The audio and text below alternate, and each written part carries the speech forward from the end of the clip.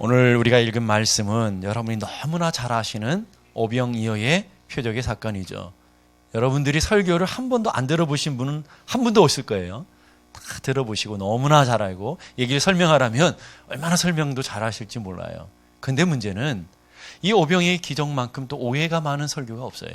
오늘 여러분들이 예수 그리스도께서 오병이어의 기적을 베푸시고 그 오병이어의 기적을 베푸신 참된 우리에게 준 영적인 교훈들을 정확하고 분명하게 알아야 되는데 사이드 게임만 좋아하는 그런 분들을 보게 되는 것을 보게 됩니다. 요한복음 7대의 표적 중에 네 번째 표적이라고 그랬어요. 표적은 다 똑같은 의미들을, 똑같은 내용들을 우리에게 시사해 준다고 그랬죠. 표적 자체가 사인이라고 하는 뜻이 무엇을 가르친다고 그랬어요? 예수님이 누구신가? 예수님이 어떤 분이신가? 하는 질문 앞에 대답부터 나와버렸어요. 그죠?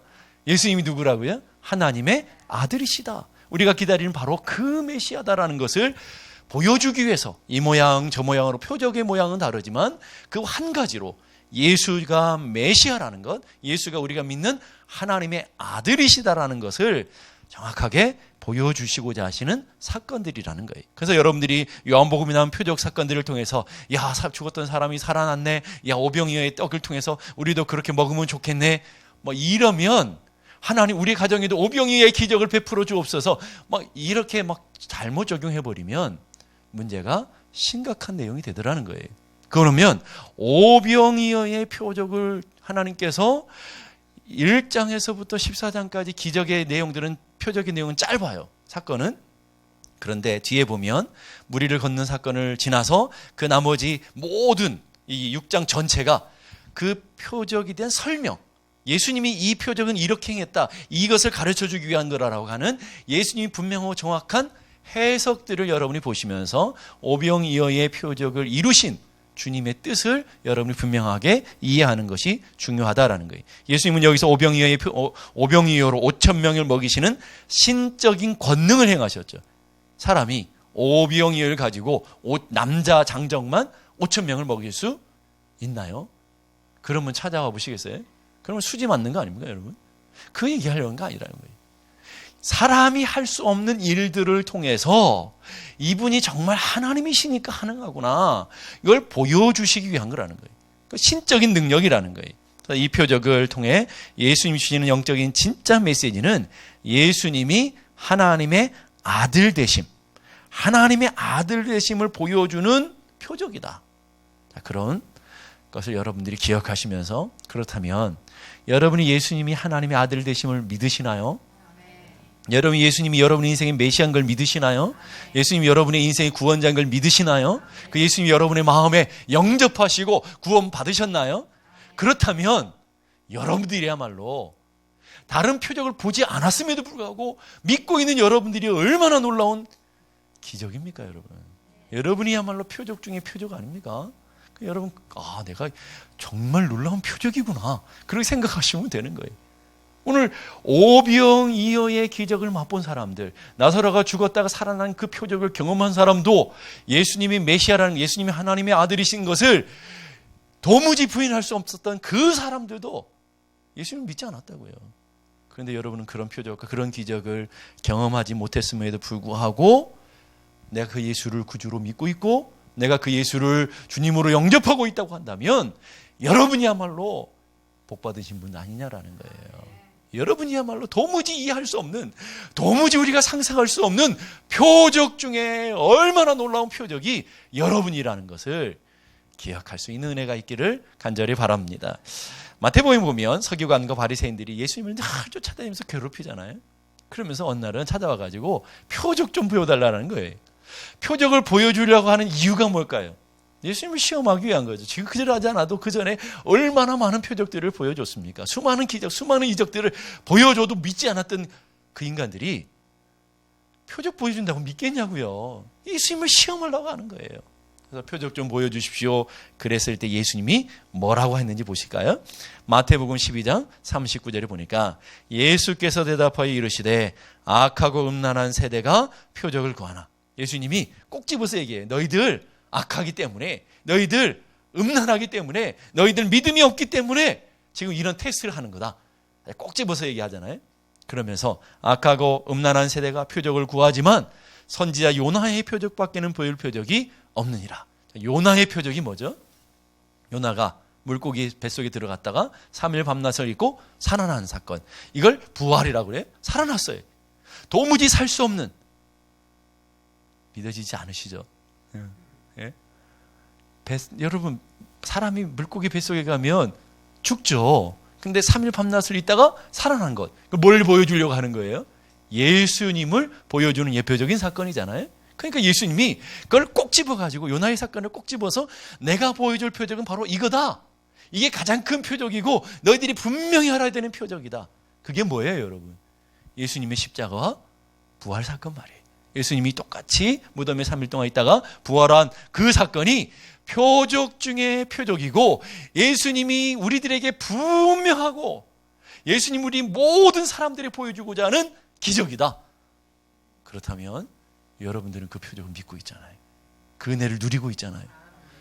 그런 면에서 봐도 여러분이야말로 기적의 주인공들이고 여러분이야말로 표적의 주인공들이시고 감동이 안 되시나요?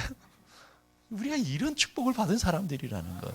그런 축복을 받은 사람들이 뭐 돈 좀 없다고, 좀 건강 좀 없다고, 좀 코로나가 좀 괴롭힌다고, 뭐 그것 때문에 두려워 떨겠어요. 이미 우리 주님이 보여주신 놀라운 표적, 우리 주님이 보여주신 놀라운 은혜 중에 은혜를 갖고 있는 하나님의 자녀된 줄로 믿습니다. 조금 더 가면 똑같은 말씀을 반복해요. 여러분, 똑같은 말씀을 반복한다는 것은 그만큼 중요하고 그만큼 강조하고 있다는 것을 강조하시는 말씀이죠. 마태복음 16장 4절 다 같이 한번 읽어볼까요? 시작. 악하고 음란한 세대가 표적을 구하나 요나의 표적밖에는 보여줄 표적이 없느니라. 어때? 똑같은 말씀 아닙니까? 왜 이렇게 주님이 반복해서 말하실까요? 이래도 안 믿으니까. 뭐 자꾸 새로운 거 보여달라고 그러고 새로운 놀라운 거 보여달라고 그러고 눈으로 보면서도 믿지도 않으면서 맨날 보여달래. 보여주면 믿을 것 같아요. 그래서 예수님이 도마에게 뭐라고 얘기해요? 보지 못하고 믿는 자가 진짜 복이 있다. 그 보지 못하고 믿는 자 진짜 복 있는 사람이 누구예요? 도마입니까? 여러분들입니까? 아멘. 여러분들이 다 복 있는 분들인 줄로 믿습니다. 그게 표적 중에 표적이라니까요, 여러분. 그게 기적 중에 기적이에요. 내가 어떻게 해서 예수를 믿게 됐나요? 내가 믿으려고 해서 믿어졌나요? 내가 어쩌다가 예수 믿는 사람이 되었나요? 내가 어쩌다가 코로나가 이렇게 득실득실해가 어떤 교회들은 예배도 안 드린다고 그러는데 그걸 무릅쓰고 목숨 걸고 와서 예배 드리는 자가 되었나요? 모르죠. 난 알 수 없도다. 여러분 찬양하잖아요. 왜 내가 이런 믿음 가졌는지 난 알 수 없도다. 성령님이 주시는 기적 중에 기적이요 은혜 중에 은혜요 하나님이 주시는 놀라운 축복 중에 축복받은 분들이 오늘 여러분 한 사람 한 사람이라는 것을 기억할 수 있었으면 좋겠어요. 여러분이 이래봬도 그런 분들이라니까요. 예? 돈 좀 없다고 실망하지 마세요. 좀 여러분 인생에 문제 있다고 좀 낙심하지 마시고 이래봬도 내가 기적의 주인공, 내가 축복의 주인공이라는 것, 이 놀라운 예수님이 구약 전체를 통해서 보여주고자 하시는 그 놀라운 표적을 이미 내가 믿고 있고 내가 이미 그 은혜를 누리고 있고 이미 내 마음속에 그것을 가지고 있고 이것이 나의 찬송이요 이것이 나의 간증일세 고백하며 간증하며 오늘도 이 그 은혜로 예배하고 있는 우리야말로 놀라운 축복받은 사람들인 것을 믿을 수 있기를 간절히 바랍니다. 오병이어의 표적은 이렇게 시작해요. 요한복음 6장 1절 보니까 예수께서 갈릴리 바다 곧 디베라 바다 건너편으로 가시매. 이스라엘 백성 지형은 참 독특해요. 갈릴리 호수를 중심으로 요단강이 이렇게 쭉 가운데로 나눠져 있고요. 이쪽과 이쪽을 이렇게 분명하게 나누고 있어요. 지금 예수님이 갈릴리 이쪽에서 갈릴리 건너편으로 건너가셨다라는 거예요. 이쪽은 뭐가 있어요? 광야가 있잖아요. 그러니까 예수님이 지금 갈릴리에서부터 호수를 건너서 광야로 들어가셨다 얘기를 하는 거예요. 그러니까 마태복음, 마가복음, 누가복음, 요한복음이 각자 다르게 사복음서에 유일하게 기록된 복음이 이 표적이잖아요. 오병이어의 표적. 근데 각자 설명이 좀 다르다라는 거예요. 누가복음 보게 되니까 이 디베랴 바다 건너편을 이렇게 베세다. 벳세다 들녘으로 가셨다 하는 얘기를 하는 것이고요. 마태복음 14장 13절 보니까 예수님이 배를 타고 따로 빈들에 가시니, 빈들이라는 에레모스라는 단어는 구체적인 광야예요. 광야로 가셨다라고 설명하고 있다라는 거예요. 자, 여러분, 이 말씀이 그냥 기록됐겠죠.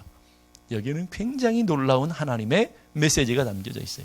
자, 지금 예수님이 갈릴리에서 얼마든지 오병이어의 기적을 베풀 수 있어요. 갈릴리에서 얼마든지 가난한 사람, 배고픈 사람 먹일 수 있다고요. 그렇죠?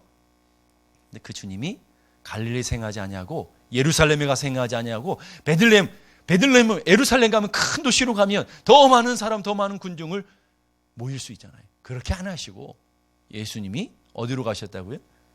광야로 가셨다고. 빈들로 가셨다고요. 왜 그랬을까요? 그리고요, 오병이어의 기적을 마치자마자 거기 가서 광야로 가셔서 오병이어 기적만 딱 행하시고 바로 원래 자리로 돌아오시는 주님의 모습을 그 다음에 설명해요.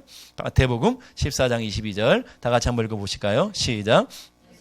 즉시 제자들을 재촉하사 자기가 무리를 보내는 동안에 배를 타고 앞서 건너편으로 가게 하시고. 자, 여기 보니까 오병이어의 기적을 베푸시고 그 다음에 중요한 단어가 뭐냐면 즉시 제자들을 재촉해서 막 서둘러서 제자들을 재촉해가지고 광야 건너편 갈릴리로 보내시고 계시더라고요. 좀 신기하잖아요. 그 왜 예수님이 오병이어의 기적을 거기서 행할 수 있는데 왜 굳이 광야로 가가지고 오병이어의 기적을 행하시고는 또 제자들을 서둘러서 보내시냐고요. 뭐 하려고요? 그 광야라고 하는 곳이 굉장히 의미가 있기 때문에 일부러 광야로 가셨다는 말이죠. 이스라엘의 광야는 어떤 땅이죠? 이스라엘의 광야는 어떤 땅이에요? 이스라엘 백성들이 40년 광야 생활을 통해서 그 광야에서 뭘 먹었어요? 만나를 먹었어요. 그 만나를 먹은 사건을, 구약에 출애굽해서 만나 먹은 사건을 주님이 광야로 가셔서 재현하시려고 하시는, 무대 세팅을 해놓으시고 일부러 이스라엘 백성, 유대인들 사람들을 광야로 끌고 가신 다음에 거기서 오병이어의 기적, 만나의 사건만을 보여주시고 다시 돌아오시는, 거기서 세팅을 해야 된다는 거예요. 광야에서 만나 사건의 재현이다 하는 거예요. 31절 보십시다. 구체적으로 우리에게 그렇게 설명해 주고 있어요. 31절 다 같이. 기록된 바 하늘에서 그들에게 떡을 주어 먹게 하였다 함과 같이 우리 조상들은 광야에서 만나를 먹었나이다. 자, 이스라엘 백성들이 광야에서 만나를 먹었어요. 만나 60만 명, 남자 장정모 60만 명이 만나를, 도무지 불가능한 광야에서, 떡이 없고 물이 없는 공허한 땅, 광활한 땅에서 이스라엘 백성들이 죽지 않고 만나를 40년 동안 매일 먹고 살았다고요? 만나를 먹고? 그 만나를 누가 줬어요? 하나님이 주셨다는 거죠. 모세가 준 게 아닙니다, 여러분. 하나님. 그 만나를 주신 이가 하나님이신 것처럼 오늘 광야에 있는 장정 5,000명을 먹이고 살리시는 그 일을 통해서 그 떡을 먹이시는 그분이 누구라고요? 하나님이시다. 이해가 되세요, 이제는? 자, 이스라엘 백성들의 역사 속에 이스라엘 백성을 만나를 주셨던 이가 하나님이셔요. 지금 육신으로 오신 예수 그리스도가 이스라엘 백성들을 끌고 광야로 가셔서 만나를 주셔요. 떡을 주셔요. 그리고 보여주는 게 뭐예요? 내가 그 하나님이다. 이해가 되십니까? 내가 바로 그 하나님이다. 광야의 만나를 먹는 사건을 통해서 보여주고 예표했던 그 하나님이 바로 나다. 우리는 막 감동으로 안 다가올지 모르지만 이 이스라엘 역사 속에 이게 젖어 있는 이스라엘 백성들은 그걸 보면서 감동을 받는 거죠. 우리 조상들이 이렇게 광야에서 40년 동안 만나, 하나님이 공급하시는 만나를 먹었는데 그 하나님의 공급하심으로 살았는데 우리 똑같이 광야에서 만나를 먹었어. 뭐예요? 하나님을 만난 거죠. 하나님의 은혜를 누리게 되는 거라는 거예요. 그래서 그 만나를 먹은 사람들이 뭐라고 고백하는지 보세요. 14절 다 같이 한번 보실까요? 시작. 그 사람들이 예수의 행하신 이 표적을 보고 말하되 이는 참으로 세상에 오실 그 선지자라 하더라. 선지자들이 많지만 그 선지자들 많은 중에 한 사람이 아니고 그 선지자, 정관사를 쓰는 건 딱 하나밖에 없는 고유 명사일 때 딱 하나 쓸 때 정관사를 쓰잖아요. 바로 우리가 기다리고 우리가 사모하는 바로 그 선지자가 오셨습니다. 그게 누구예요? 메시아예요, 여러분. 그 메시아 약속하신 신명기 18장 15절에 이스라엘 백성들이 약속하신 그 선지자가 지금 광야에 오신 거예요. 그 선지자가 누구냐? 메시아고 그 메시아가 누구냐? 하나님이시다라는 것. 그 얘기를 지금 설명해 주기 위해서 광야까지 가고 있다라는 거예요. 자, 보십시다. 신명기 18장 15절 보니까 내 하나님 여호와께서 너희 가운데 내 형제 중에서 너를 위하여 나와 같은 선지자 하나를 일으키리니 너희는 그의 말을 들을지어다. 모세와 같은 선지자, 모세 같은 선지자를 지금 오랫동안 기다렸어요. 수백 년 기다렸어요. 메시아를 기다렸다고요. 근데 예수님이 이스라엘 백성들을 광야로 끌고 가셔서 그 기다리던 메시아 선지자가 나다 가르쳐 주고 계시더라. 이거예요, 여러분. 오늘 그 예수님이 진짜라는 거예요. 그 예수님이 진짜 참 하나님이시라는 것을 모든 백성에게 밝히 드러내 보이시는 예수님의 자기 계시의 사건이 오병이어의 기적인 것을 믿을 수 있기를 바랍니다. 여러분, 그거가 핵심이지 뭐 빌립의 믿음이, 어린아이의 믿음이 어쩌고 저쩌고 이게 우리의 필요를 물론 우리의 필요를 공급하시는 분이 맞아요. 그냥 그게 핵심이 아니고 그건 다 사이드예요. 근데 우리는 사이드에 있는 것들을 너무너무 귀하게 나에게 적용이 되기 때문에 너무 귀하게 생각하면서 진짜 우리가 잃어버리지 말아야 할 본질을 잃어버려요. 오병이어의 본질은 바로 예수님 그분이 하나님이시다라는 거예요. 오늘 그 예수님이 오늘 여러분의 하나님이시고 그 예수님이 여러분의 삶의 하나님이시고 그 예수님이 여러분의 가정의 하나님이시고 오늘 그 예수님이 불가능한 것을 가능케 하시는 여러분이 사모하고 여러분이 고대하시는 그 하나님인 것을 믿을 수 있기를 바랍니다. 그러면서 두 번째로 예수님이 광야의 이 오병이어의 기적을 통해서 진짜 보여주려고 하는 게 뭐냐면 이스라엘 백성들에게 만나의 사건을 통해서 보여주는 두 번째 의미는 바로 예수님이 진짜 생명의 떡이다라는 거예요. 진짜 생명의 떡이라는 거예요. 이스라엘 백성들이 광야에서 만나를 먹었는데 살았을까요? 죽었을까요? 다 죽었죠. 다 죽었어요. 그 만나는 진짜 떡이 아니기 때문에. 우리 육신의 떡일지 모르지만 진짜 하나님 주시고자 하시는 떡이 아니라는 거예요. 그 만나는 진짜 떡이신 예수 그리스도, 참 떡이신 예수 그리스도를 보여주는 모형이며 상징이며 예표라는 말이 오늘 지금 그것을 설명하고 있다라는 거예요. 32절 보니까 하늘에서 내린 참떡 너에게 주시나니 하나님의 떡은 하늘에서 내려 세상에게 생명을 주는 것이니라. 참떡에 대한 얘기를 해요. 그러니까 과거 만나는 참떡이 아니라는 거죠. 진짜 떡을 보여주는 그림자일 뿐이다 라고 얘기해 놓으시고 참떡을 보여줄 거야. 진짜 이제는 진짜가 왔고 진짜 떡을 너희들의 앞에서 진짜 떡을 보여줄게. 그리고는 예수님이 이렇게 설명하시는 거예요. 자, 요한복음 6장 35절 다 같이 시작. 예수께서 가라사대 내가 곧 생명의 떡이니 내게 오는 자는 결코 줄이지 아니할 터이요 나를 믿는 자는 영원히 목마르지 아니하리라. 진짜 떡은 누구라고요? 예수 그리스도. 자, 48절에도 내가 곧 생명의 떡이로다. 51절도 나는 하늘로서 내려온 산떡이다. 그러니까 여기에 있는 듣는 사람이 도무지 이해 못하는 거예요. 도무지 이해. 아니 하늘로서 내려온 산떡이래요. 진짜 떡. 그 떡을 먹어야 생명을 얻는데 영생을 얻는데요. 지금 예수님은 눈에 보이는 육의 떡을 통해서 만나를 통해서 오병이어라고 하는 육신의 떡을 통해서 여러분에게 진짜 주려고 하는 영적인 메시지는 뭐예요? 그 떡 말고 진짜 예수를 먹어서 예수로 말미암아 영원한 생명 얻기 원한다. 너희들이 영원한 생명 주기 위해서 온 진짜 떡은 나다. 이 얘기를 해주려고 하는 거예요. 자, 그래서 예수님이 어디에서 태어나셨어요? 베들레헴이죠. 베들레헴. 베드라는 말은 집이라는 말이고 레헴이라는 떡이라는 거죠. 떡집에 오셨어요. 지금 이스라엘에 허다한 도시들이 많은데 예루살렘도 있고 베들레헴도 있고 뭐 이런 사람 뭐 많잖아요. 그럼 예수님 오시려면 어디로 오셔야 돼요? 예루살렘으로 오셔야 될 거 아니에요. 아버지의 집이 있는 예루살렘 성전으로 오셔야 될 그 예수님이 성전 예루살렘으로 안 오시고 베들레헴으로 오셨어요. 떡집으로 오셨다고요. 왜 떡집으로 오셨어요? 주님이 진짜 떡이니까 진짜 떡이신 주님을 보여주기 위해서 베들레헴으로 오셨다고요. 그리고 예수님이 태어나서 누이신 곳이 어디였다고요? 구유 말이에요. 구유. 구유는 뭐 하는 용도죠? 먹이통 아닙니까? 먹이통. 먹이통에 먹이가 누워 있어. 이해가 안 되세요? 먹이통에 밥이 놓여 있다고요. 그 밥이 누구라는 거예요? 예수님이라는 말이에요. 너희들이 나를 먹어야만 산다. 너희들이 나를 믿어야만 산다라고 주님이 얘기하시는 거예요. 네, 하나님을 떠난 인간들이 영적인 굶주림과 영적인 목마름과 영적인 갈급함과 영적인 허기를 통해 살아가요. 그래서 그 상태를 텅 비어있는 상태. 그렇죠? 하나님이 있었을 때 꽉 찬 인생인데 하나님이 떠나니까 하나님이 있는 공간이 텅 비어있을 거 아니에요.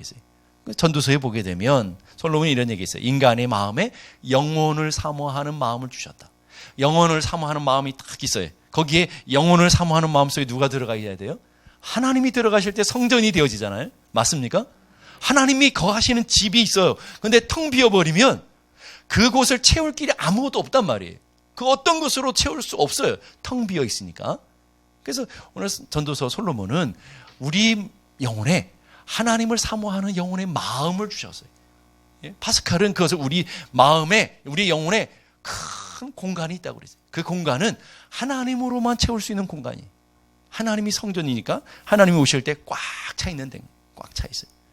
그래서 하나님이 떠나신 인간은 텅 비어 있는, 그거를 우리는 히브리어로 헛되다라는 거예요. 그 헛된 하나님 떠난 마음에 솔로몬이 물질로 채우고 세상 쾌락으로 채우고 세상의 지혜로 채우고 명예로 권세로 능력으로 다 채워보려고 했는데 채워졌을까요? 안 채워졌을까요? 안 채워졌어요. 그래서 솔로몬이 뭐라고 고백해요? 헛되고 헛되고 헛되고 텅 비고 텅 비고 텅 비고 텅 비었다 얘기하는 거죠.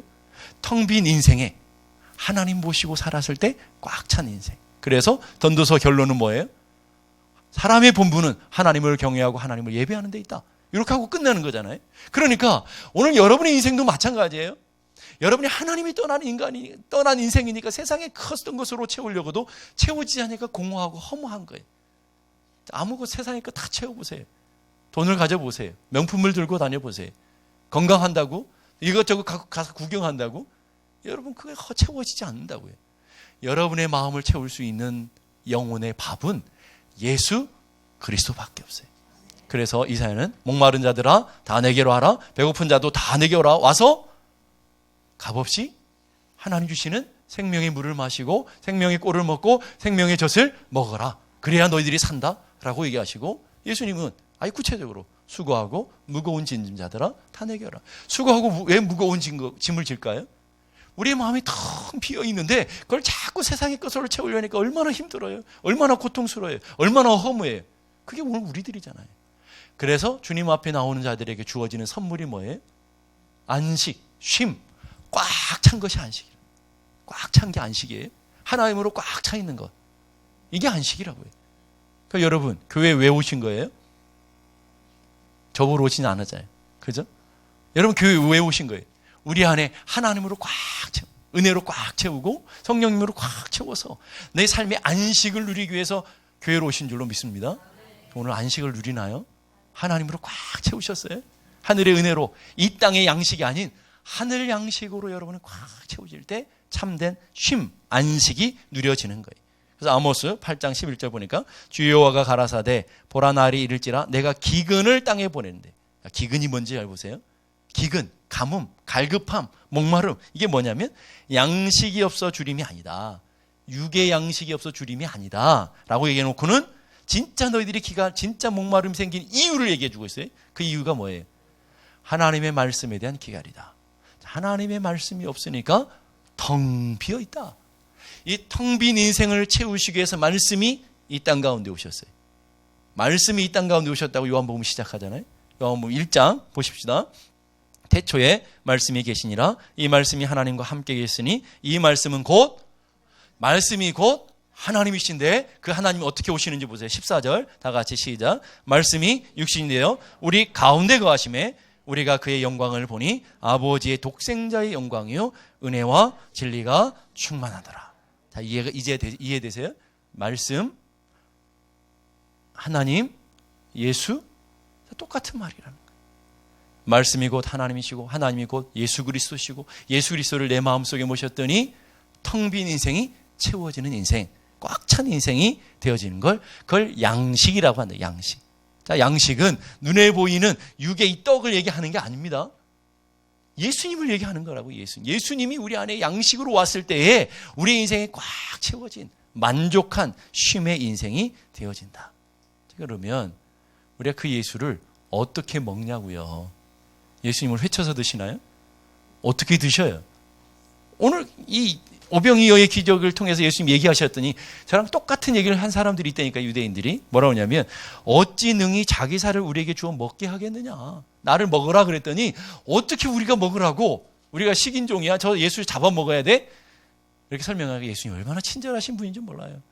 한 대 꼴밤을 딱 때려야 되는데 그러지 아니하시고 아주 설명을 잘해 주셔요. 자, 보십시다. 요한복음 6장 35절 다 같이 시작. 내가 곧 생명의 떡이니 내게 오는 자는 결코 줄이지 아니할 터이요 나를 믿는 자는 영원히 목마르지 아니하리라. 자, 나를 먹으라고 그러고는 먹는다는 단어를 바꿨어요. 나를 믿는 자가 먹는 거다. 나를 믿는, 예수를 믿는 것. 예수를 믿는다는 게 뭐죠? 내 마음속에 그분을 믿고 신뢰하고 내 인생을 맡기는 것을 믿음이라 그런다고 그랬죠. 그 믿는 자가 곧 먹는 거다라고 주님이 얘기하고 있는 거예요. 오병이어의 기적을 통해서 만나를 먹은 백성들은 육의 양식 먹었지만 영원히 살지 못했어요. 다 죽었다고요.